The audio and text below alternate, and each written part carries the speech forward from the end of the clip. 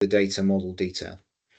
There are a few people on the call who are also members of the CFIHOS data model team. So I can see Ono, I can see John Charles on there as well. So I'm sure the guys will have bits to chip in as we go.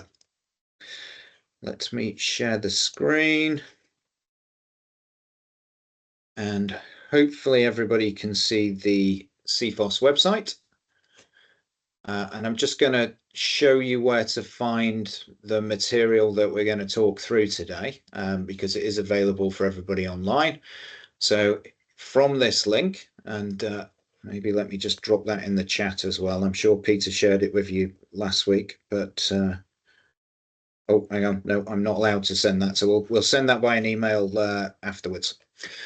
But on this page, if you go to the CFIHOS standards, and you scroll down, you will find a number of deliverables that we produce out of the for the data model group. The first is this using the data model, and this is a PowerPoint with a number of ERD diagrams within it. So we're going to walk through some of those today and talk about the scope they cover and how to use them. There is the data dictionary. This effectively is just an Excel file that contains all of the entities, the attributes, and the relationships between them within an Excel file. So easier way to consume it. And there is a data model viewer here, which is HTML. So it's a version of the data model that you can click on and you can access through your internet browser and navigate some of the data as well. Should be consistent between all three. So hopefully it doesn't really matter which one you pick, so long as you pick the one that's most useful for your circumstance. Okay, so click and you'll open up the using the data model. So I'm going to actually swap this over to the PowerPoint, because just having it downloaded just seems to make it work a little bit quicker.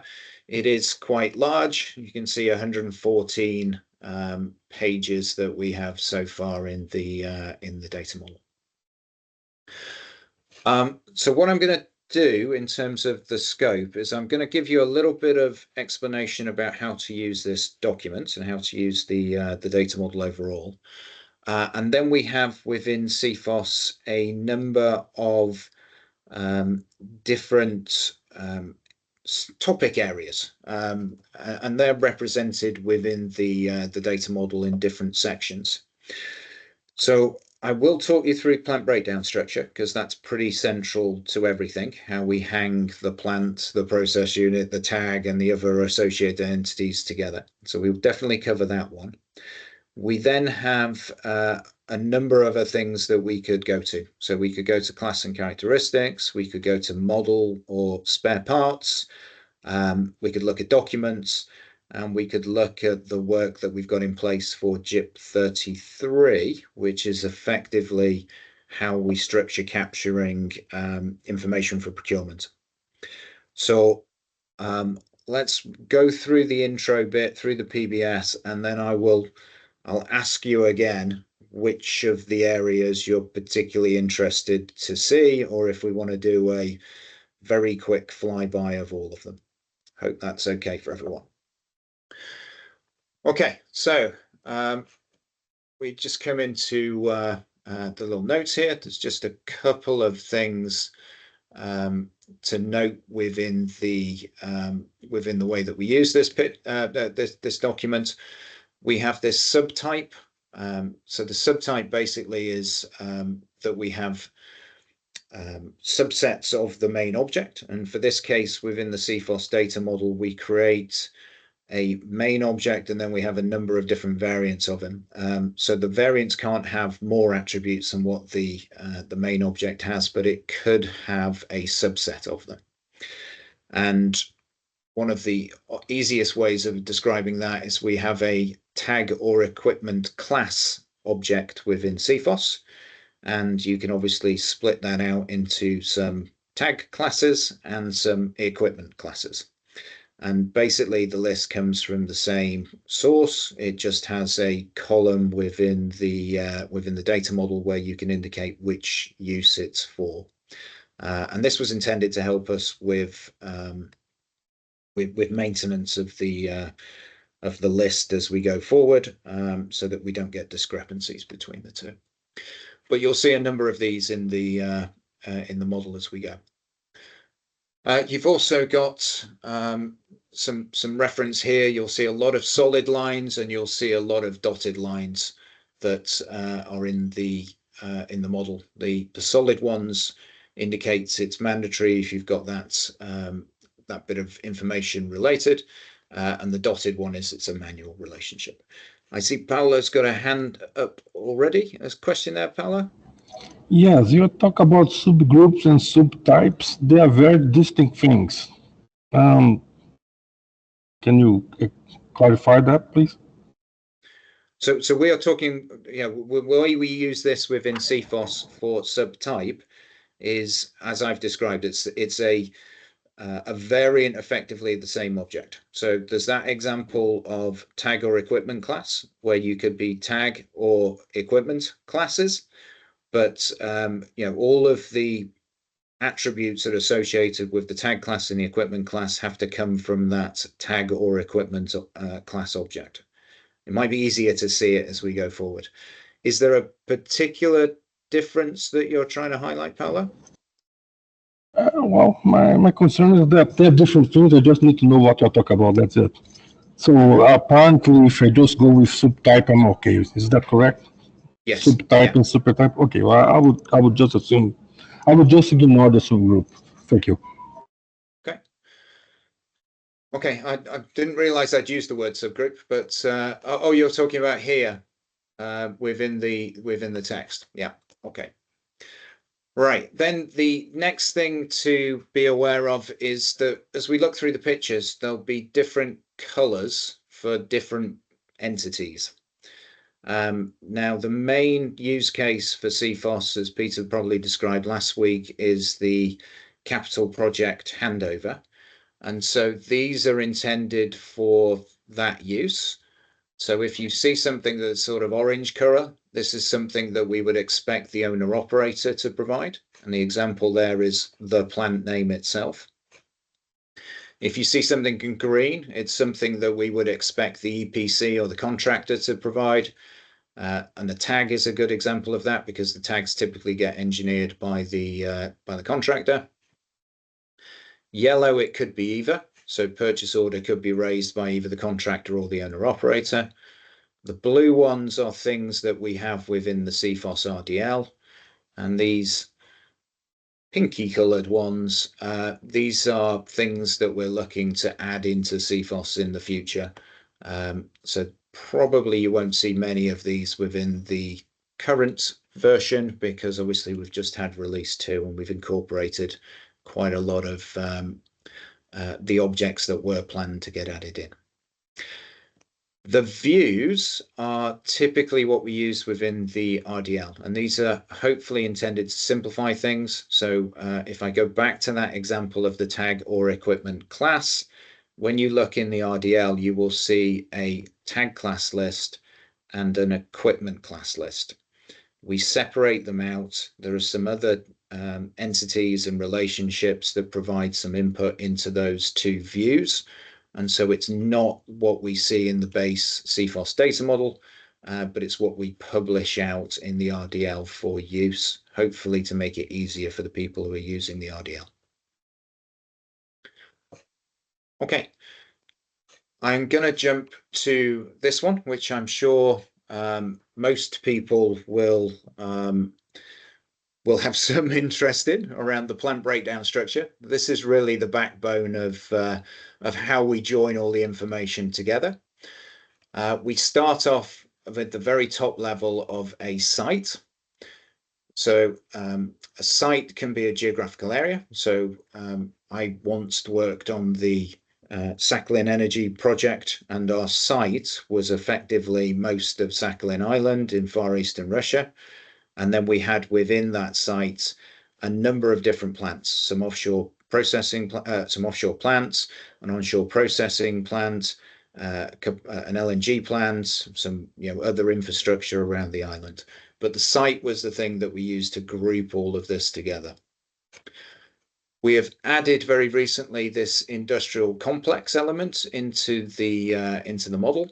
And this was predominantly added for the chemicals industry because they often group multiple plants together to provide this industrial complex.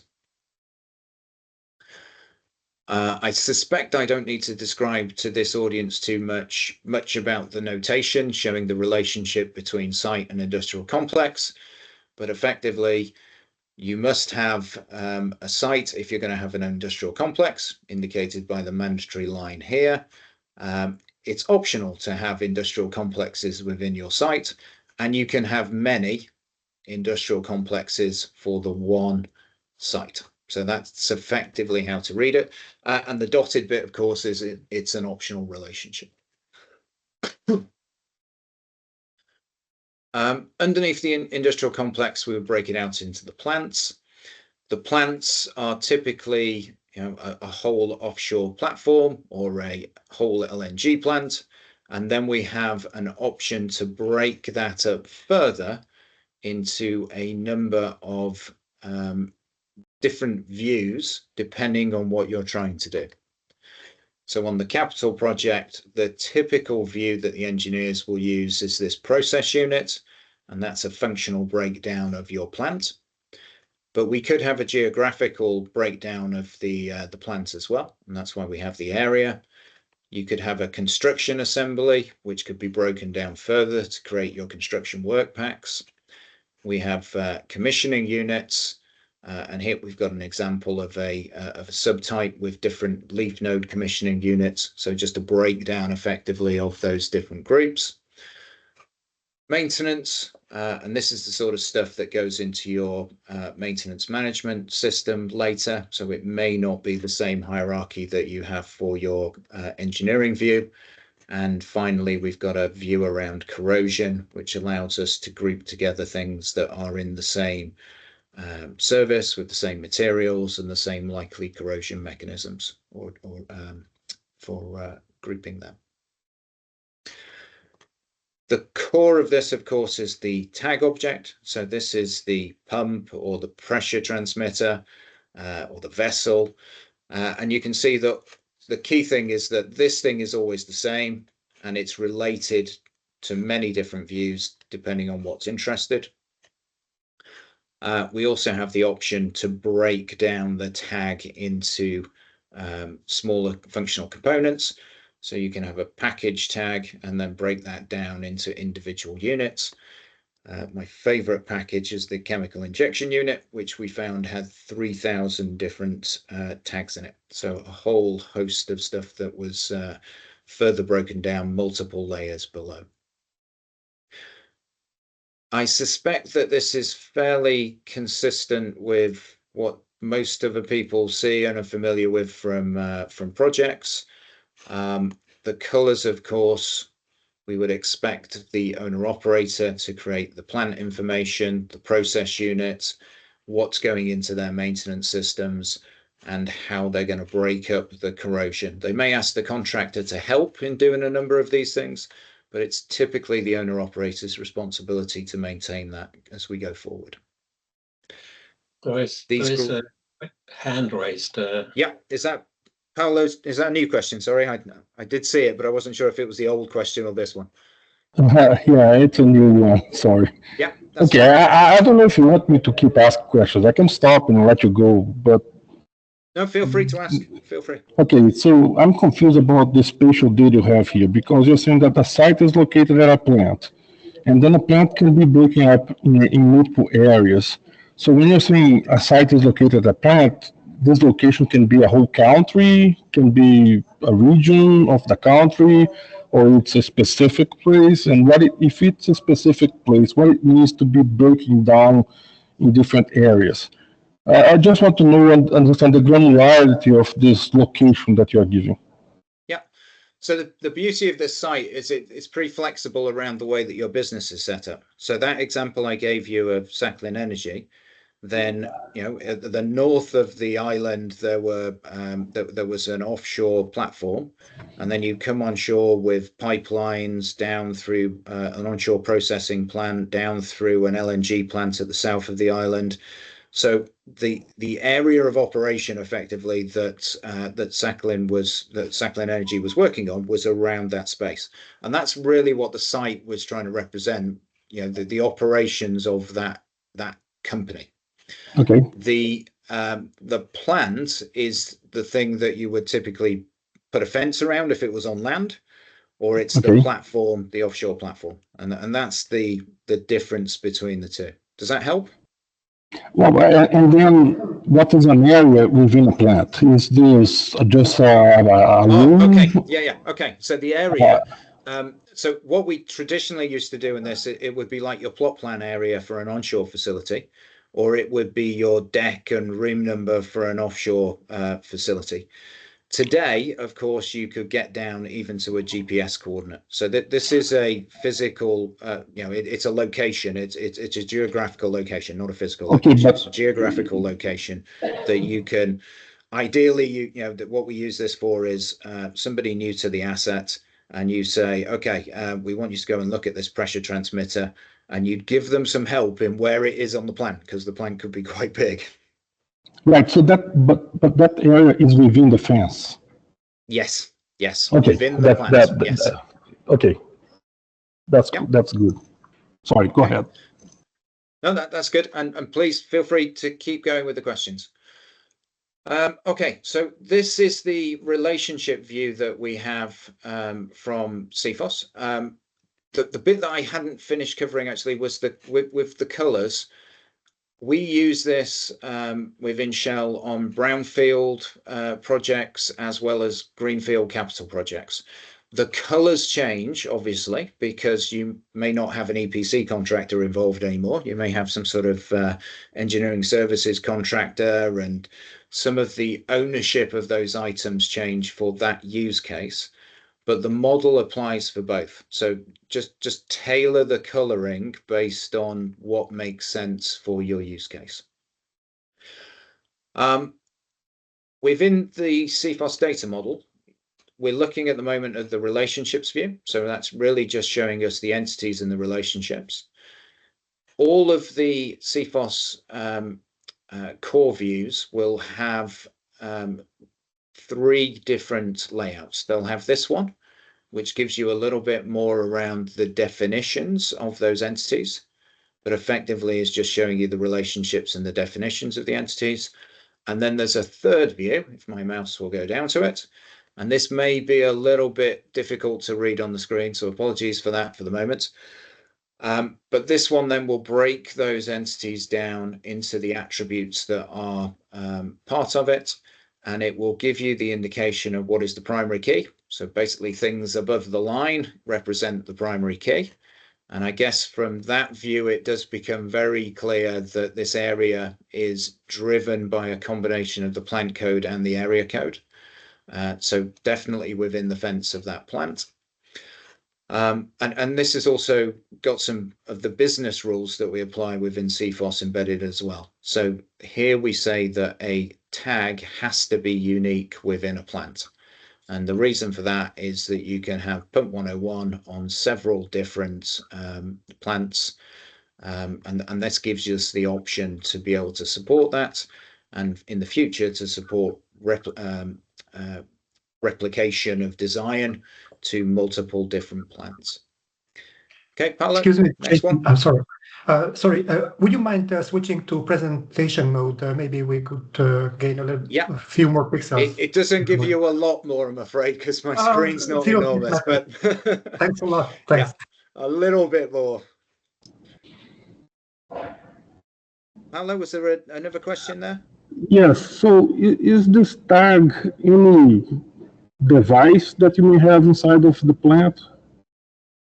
So this is your smallest, your functional elements within the plant. So this would be your pump, your compressor, your pressure transmitter, your firefighting, firefighting valve, any of those components. And this represents all of them. Okay, go ahead. Sorry. Yeah. So one of the key fields that you'll see on here is just down the bottom, is this tag class. And that tag class allows us then to identify what this thing is doing. So is it a centrifugal pump? Is it a pressure transmitter? It will give us the option to provide that information about it. Okay, but you only care about the tag because you have data related to it, right? Sorry, it broke a little bit. Can you just repeat that question, please? You care about the tags because you have data related to the tags. There will be lots of data related to the tag.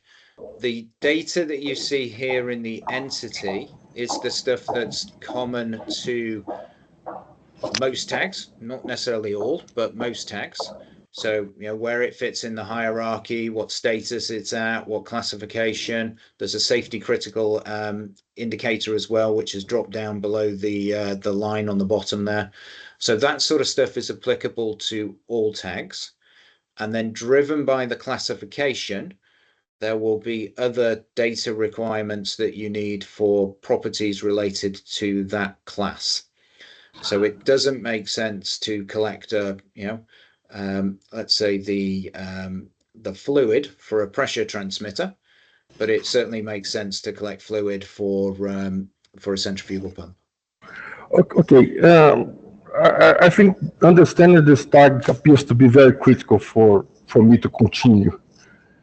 And I have two concepts that I normally work with for most industrial systems. One is instrument and another one is detector. Mm-hmm. The detector is capable of acquiring a signal from the environment. Yeah. And the instrument is the thing that normally the detector is inside of it that translate signals into values. Mm-hmm. With these definitions I just gave to you, is it this tag more an instrument, more a detector, can be both? How do you see it? It could be both. So typically when you're building the your instruments, if you're going to say it's I don't know, let's say it's a pressure indicator, yeah. So there's a PI tag typically, and that's what you would put into this table, and you would indicate it as a pressure indicator. If it was a pressure transmitter, you would capture that with a PT, and that would, depending on your numbering scheme, because numbering schemes are different, but if it was a PT tag, then it would also be listed in here. There is an ability with relationships to join those things together. And there's another bit of functionality within CFIHOS that's come in version 2 that allows you to create components for bigger items. Now, I'm not sure, I'm afraid I'm not an instrument engineer, so I don't know if I'm doing this correctly, but certainly if it was a pump, you would have, a body, you would have a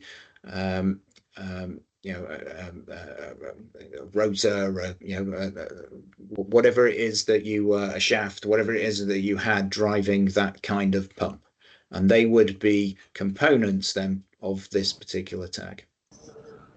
Okay, now the question I have about this distinction is that for most scientific applications I have worked throughout the 20 years I'm dealing with this thing, is that you normally need to calibrate detectors.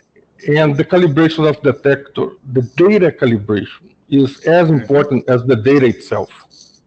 Yeah. And if you do not have the calibration data, it's basically the same thing of cannot make any sense of the data itself.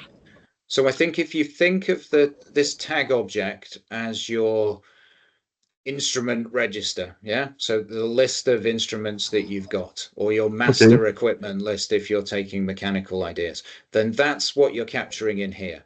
What you would then do is when you link from the class, it would say, okay, we need some calibration information about this instrument. Because it is that kind of instrument. And then you would have a whole series of properties about what the calibration should be.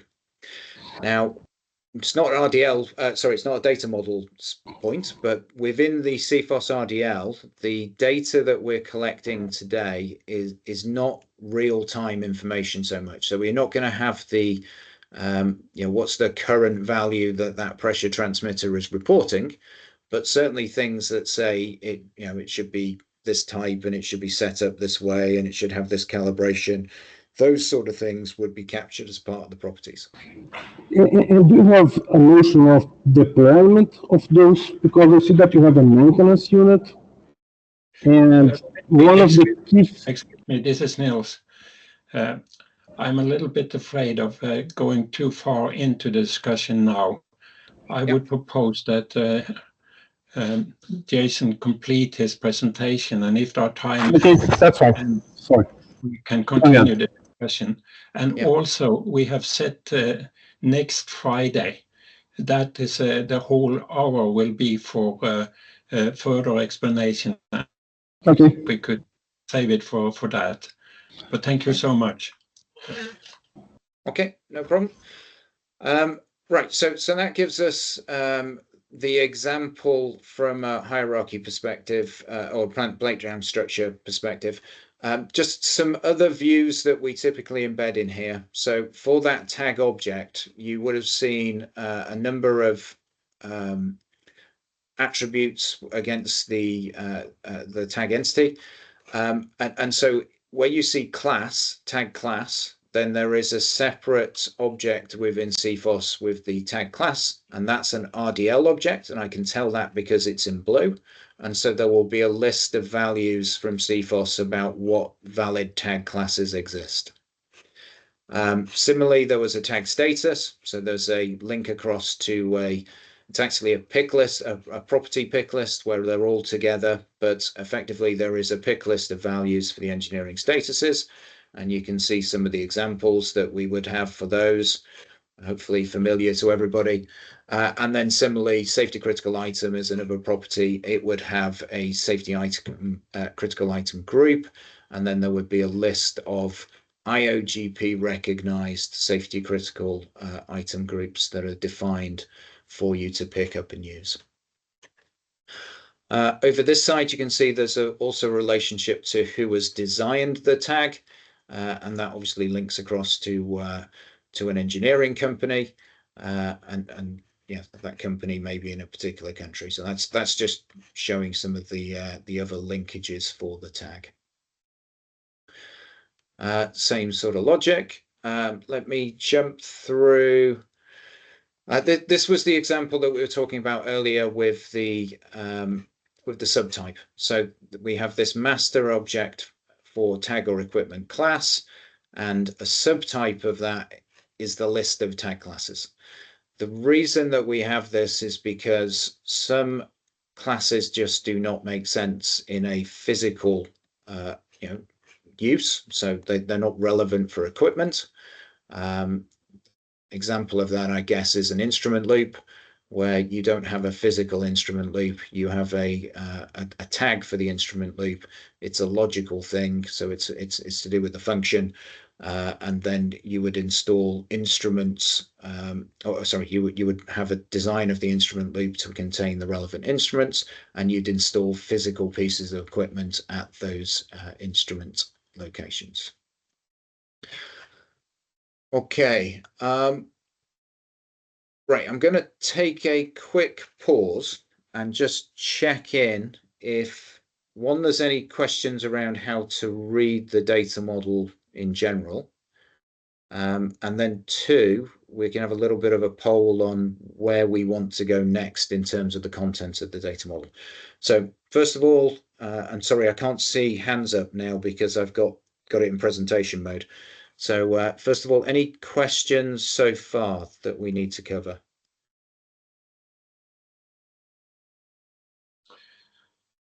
I will notify you if there are any hands up. Thank you, Niels. Okay, sounds as if there's no hands there for the moment. So next question, where would you like to go next in terms of what you see within CFIHOS? So the ones that I think it makes sense to look at would be the class and characteristic structure. So effectively, how do we get the properties that we were just talking about related to a particular type of kit? Jason, I got a hand up. Okay. So go ahead. It's not a big question, but could you remove the presentation mode? I think it's incredibly a narrow view from here, so I can only see a little bit of everything that I think you're presenting. Okay, so if we put it back in, does that make any difference, or is that still narrow? I think it's the same. Possibly you have zoom on. What you need to do, press Control on the keyboard and use the mouse wheel up and down, and you can zoom in, zoom out of the presentation, regardless of what others are seeing on the screen. Yeah, now I can see the whole picture, and I can also zoom now. Yeah, great. Thanks. Cool. Okay. Okay. So so the areas that I'd suggest that we should pick from, class and characteristics. So how do we assign those properties to the different objects?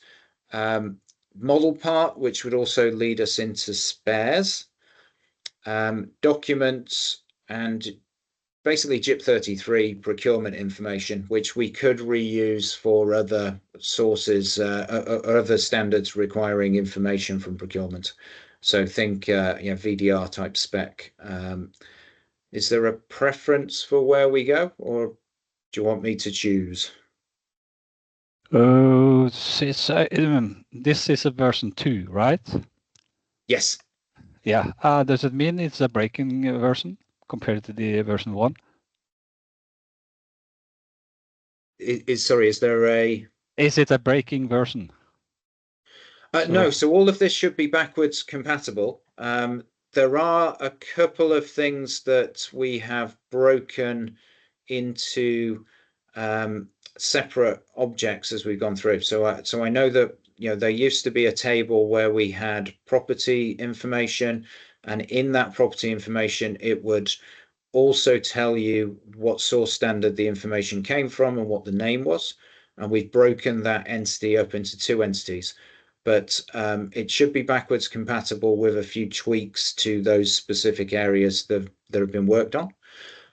Otherwise, it is additions to the data model to cover new scope. So things like the spare parts piece, that's adding to what's included in the model rather than breaking anything that was already there.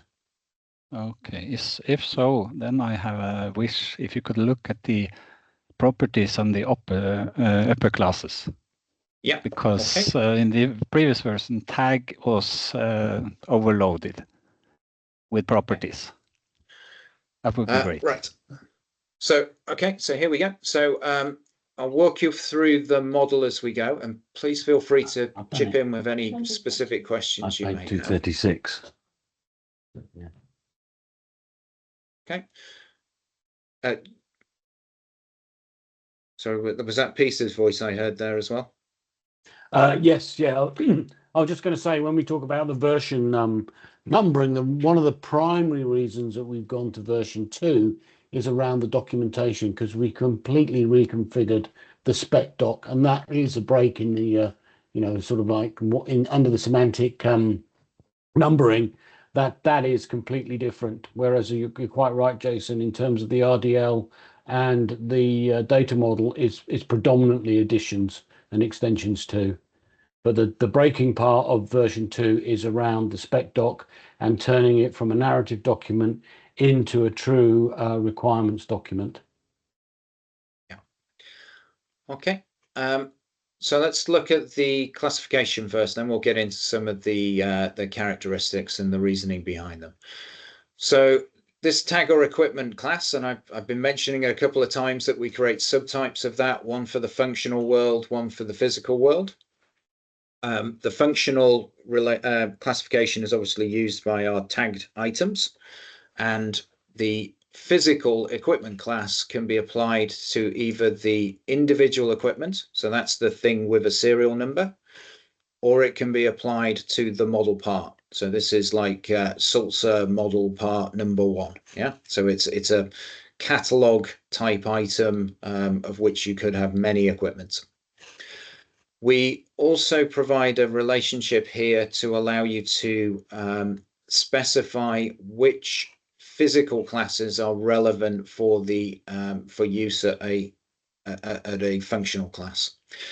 So in most cases, this is pretty boring because centrifugal pump and centrifugal pump probably line up.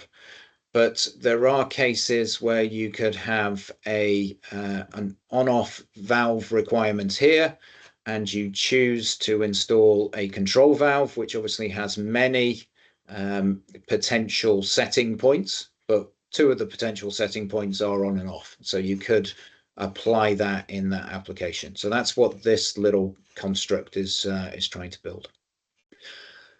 We are very keen within CFIHOS and within the RDL to try and justify why we have that class. And I've been on many projects where your project manager or your engineering manager will come to you and say, why do you need that information?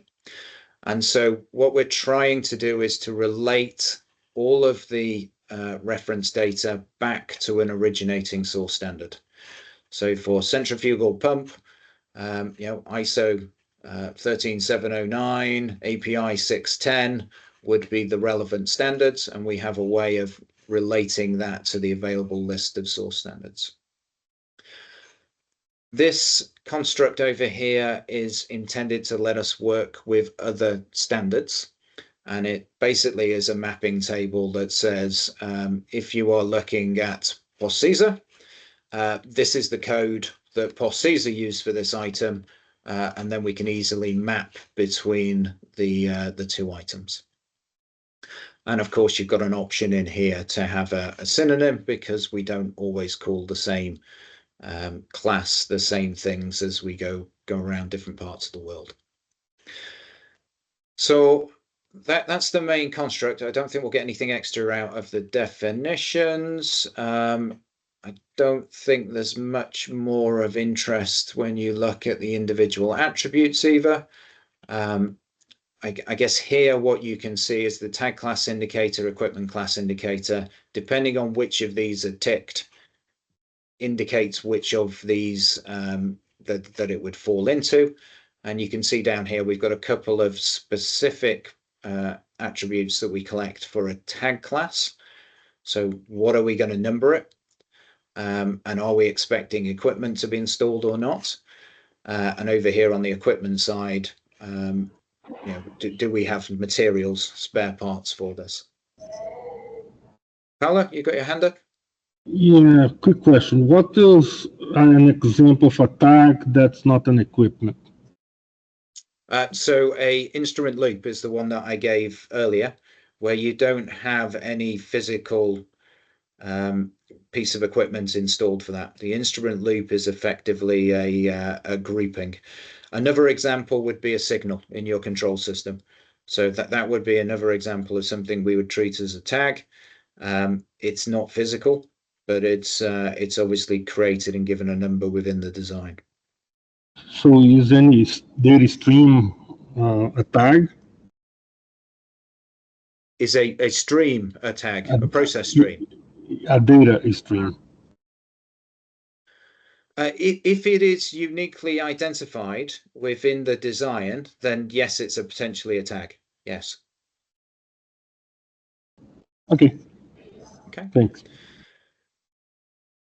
So then if we look a little bit at the properties that go with the classes. And this is just giving us a bit of a breakdown of the property itself. So property, think operating temperature, EX rating, and we can use that property against multiple classes.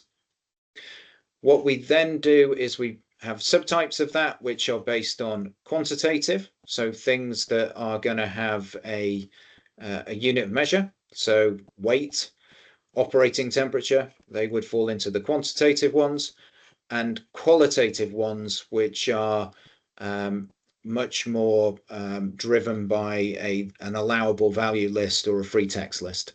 So IP rating as an example of something that we put in as a qualitative property. All of them, regardless, we'll have a potential mapping across to other standards again, so we can pick up the relationship to that standard so that we can easily map.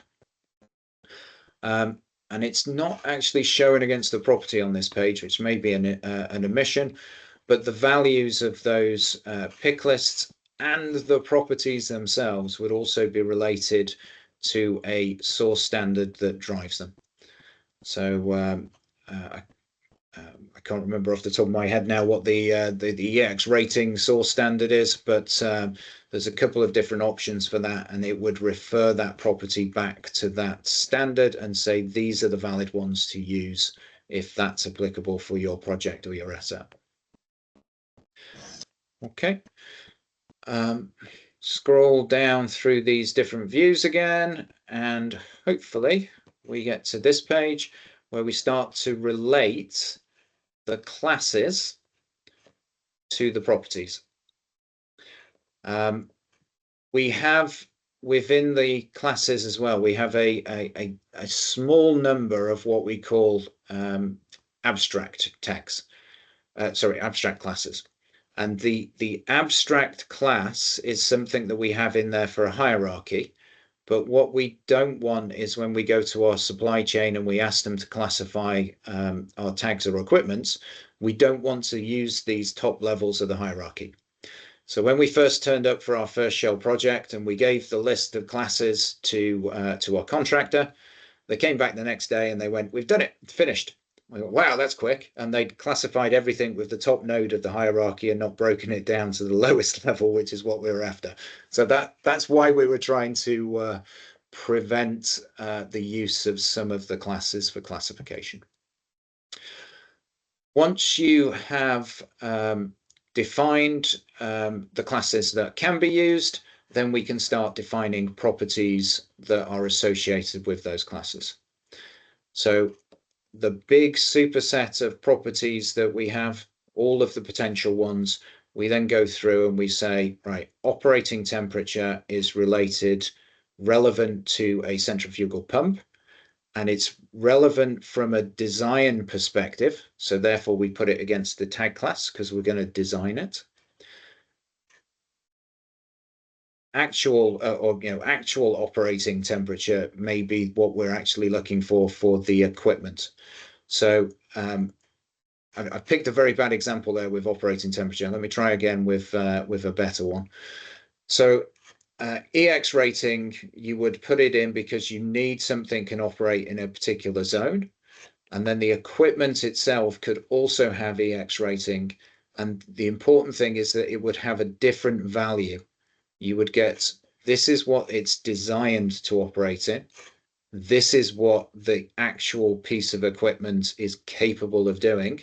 And that allows you then to check and make sure that what you've installed is suitable for use. It's okay, of course, if this has got a higher spec. It may not be very economic, but it's okay if this has a higher spec in that case than the actual requirement. And that's why we split out these properties into things that are related to the design and things that are related to the physical piece of kit.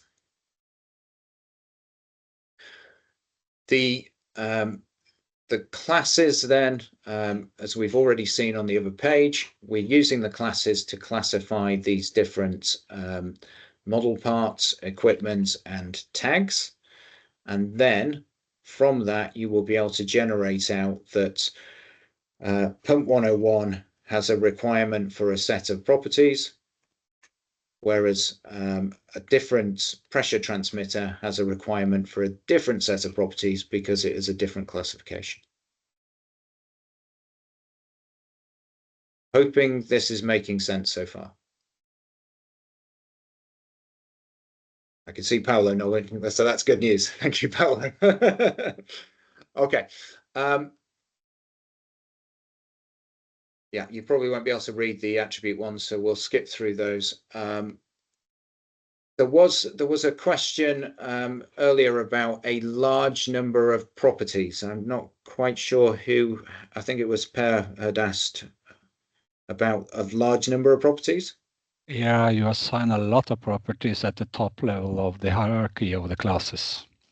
So there you included almost everything, including the ATEX, most of the property you find, which is not applicable for a pipeline or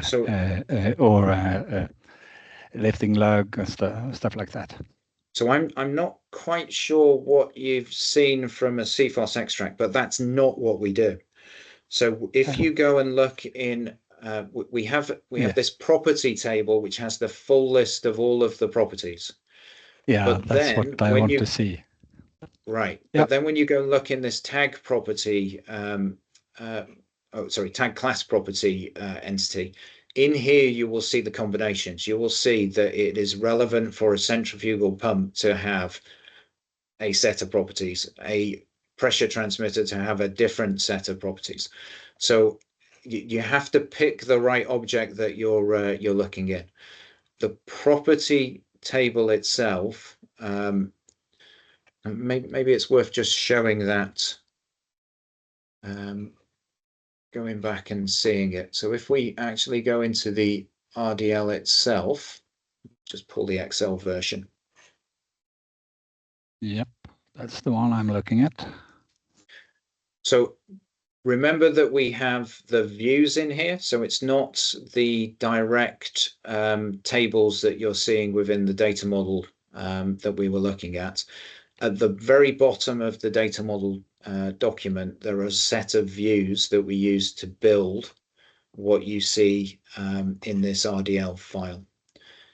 I'm sorry, it's taking a long time to open the file. It shouldn't be that big.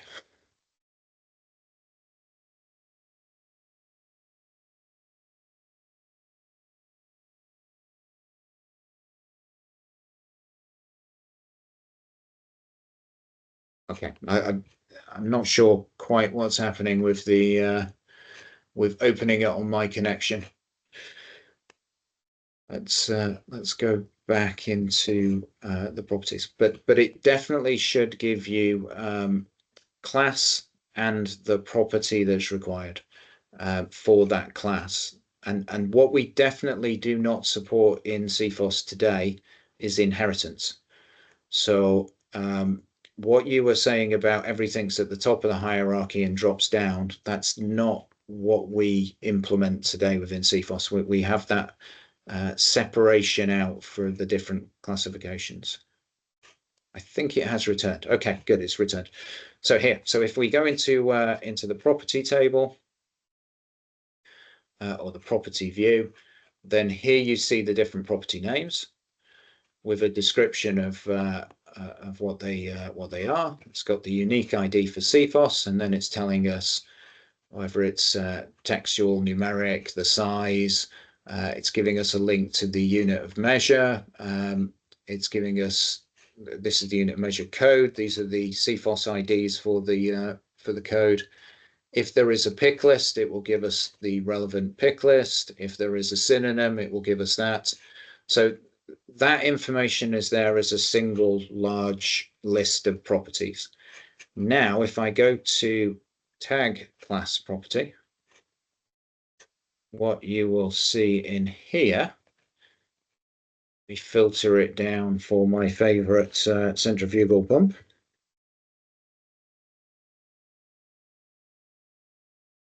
So there are a lot of properties here that we're defining for a centrifugal pump, but they are all linked to that centrifugal pump only.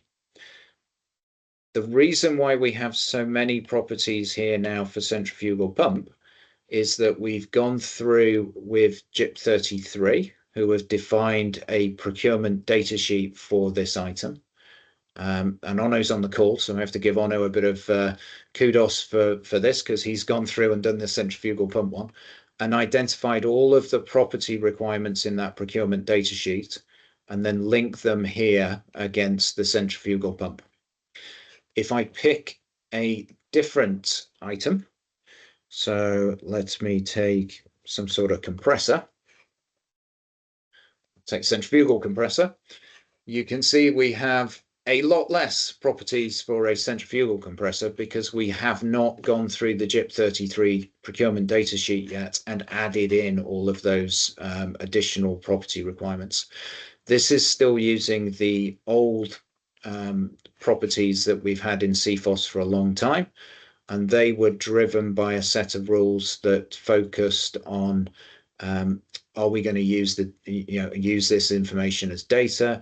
Are we going to use it for a report? Is it going to change regularly? And there was a set of rules that we used to determine if we would capture it as data or not. With the procurement data sheets from JIP 33, all of those things become a potential element to capture as data, and so they're included in the RDL. And these other ones will be worked through progressively to add in the other JIP 33 specs to this list. Okay, good. So if you look at the ball valve, yeah, filter out the ball valve, you assume that you have only one size.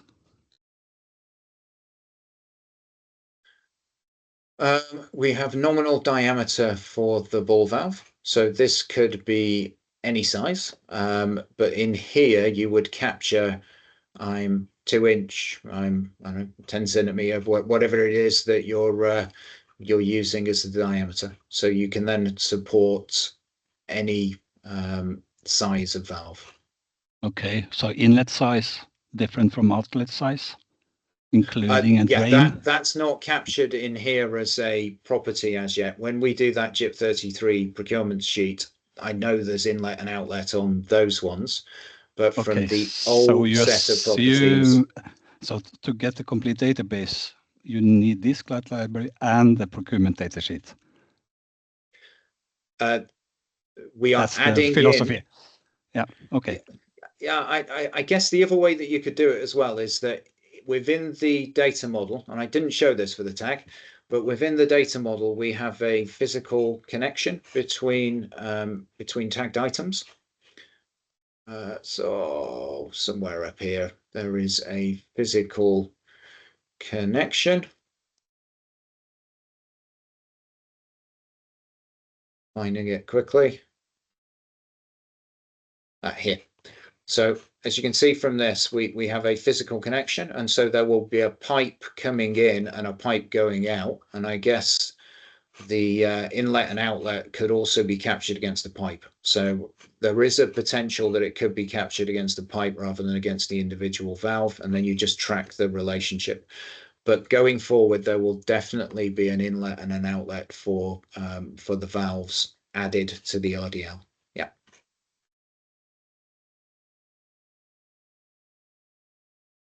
There's a hand up.